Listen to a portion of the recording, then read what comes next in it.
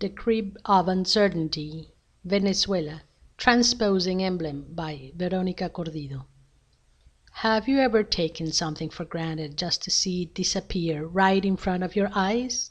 Have you given a kiss you didn't know was the last, or kept a smile to yourself you wish you had given back?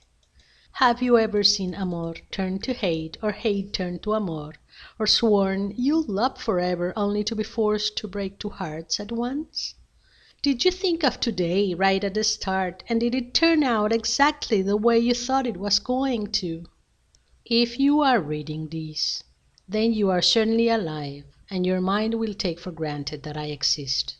And yo espero que I will exist, but by the time I reach you, by the time the letters on this paper dance in front of your eyes, neither you nor I will ever know if I'm alive.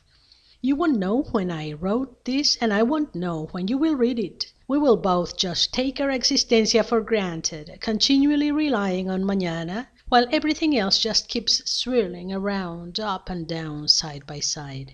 Es imposible hablar about uncertainty without asking ourselves what is certain. How aware are we of our uncertainty? Incertidumbre is the embryo of certainty. Just as certainty is one realidad manifestada among a pool of infinite and indefinite posibilidades, there is always incertidumbre in certainty. Even if our parents knew the exact day we were conceived, they would never be able to tell the exact second when it happened. They were certain they would have us, or so they hoped, but uncertain what we would look like or who we would turn out to be. Incertidumbre is like the blanket of the future and a fold on our eyes, just as certainty is the veil de la ilusión that shapes nuestra realidad, un concepto we hold dear to our hearts, like the skin that embraces us. However, el universo is so mágico that most actions repeat themselves enough times to fool us into thinking that we are sure about how things in la vida will keep unfolding, and it is sensible to say to a certain extent that most of the time we can rest assured that what we plan to have happen will happen, and there is a solid steadiness in nuestra vida diaria which makes sure that our needs are met and that we are safe and sound, protected and in balance. Most countries can offer a sense of security and imbue their citizens with confidence through una economía stable and strong, la garantía of their safety and a supply of goods and services that meets las demandas of their people, especially their necesidades básicas. This, in turn, gives them la oportunidad to lead a decent life, making sure human rights are observed, la libertad de expresión is protected, unemployment rates are low, life is affordable, and health care is available anytime it is required, without having any doubt that tomorrow things might not be there or might simply become inaccessible or unaffordable. Now, what happens in a country where uncertainty becomes our shadow and daily worrying becomes nuestro amigo íntimo? That is la realidad lived in Venezuela right now, a country where breathing is certainly uncertain. Can you imagine feeling it is una tragedia to get locked out of your house? You would probably laugh it off and think that it's just weakness. But what if I told you, for example, that monthly earnings are 2,000 and that the lock and the keys that you need to replace, that is if you're lucky enough to find them in addition to the locksmith charges, are 12, 13 or 15 times higher than tu salario, and the price just keeps going up faster than the blink of an eye? Does that still sound like un problema trivial to you? What if after años y años of effort to have a degree under your belt, you have to toss it all out to become a cab driver in order to have a better chance at making a living, barely enough to support una familia, and you suddenly crash your car or simply need a new spare part without being able to find it for months and feeling incapable of budgeting and saving up for it, because there is a controlled exchange rate, in addition to la hiperinflación, that, as in my previous example, makes the prices increase astronomically almost every day. Doesn't that feel tragic for the ones who live there? Let's say you are walking around, talking on the phone, and you drop and break it, or more likely, someone snatches it out of your hand. Then imagine your monthly income is the same 2,000, and the most basic phone with no Wi-Fi is worth every single penny you earn in 17 months of hard work. And what's more, its price keeps increasing all the time. Wouldn't that be mortifying? El salario mínimo in Venezuela is $2 a month, which means that to replace el teléfono you broke or lost with just a basic one would cost you about $70. However, since that is not a priority in such chaos económico, some people just have to do without it.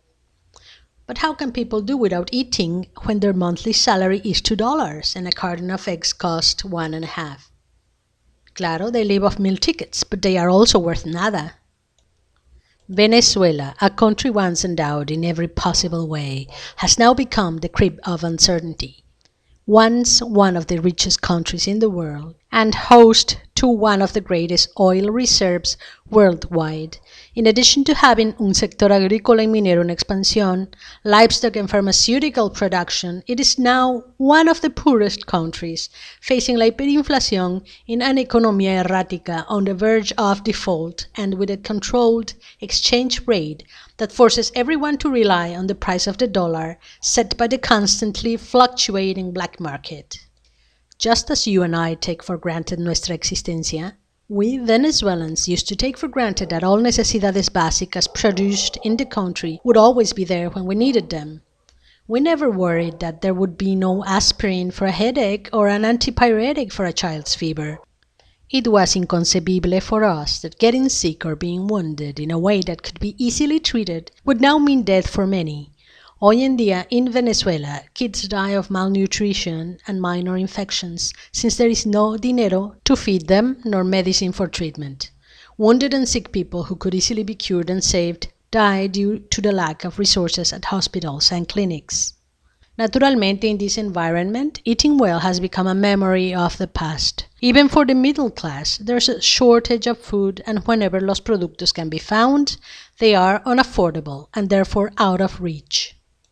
Furthermore, common things such as enjoying una taza de café with milk and sugar in the morning or having some toast and eggs for breakfast is something that has simply become a luxury for most people. Just as I'm writing this, I'm having una taza de café, black, no sugar, while I dream and wonder what Christmas flavor coffee will be launched by Starbucks este año.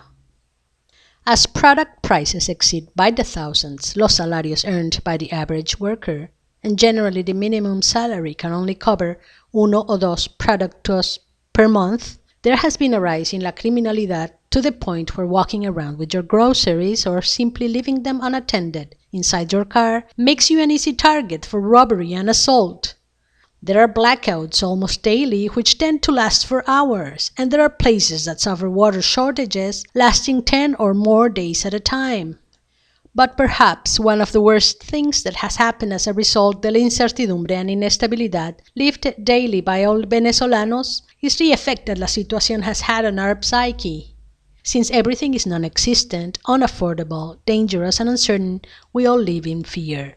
Fear of being robbed, fear of getting sick, fear of becoming poorer and poorer every day and not being able to afford food, fear of having people pass us on the street, fear of the motociclista who stops right in front of us as we think he will rob us, fear of taking our phone with us when we leave the house, fear of being, fear of living, fear of breathing, fear of what's going on and of what may be coming.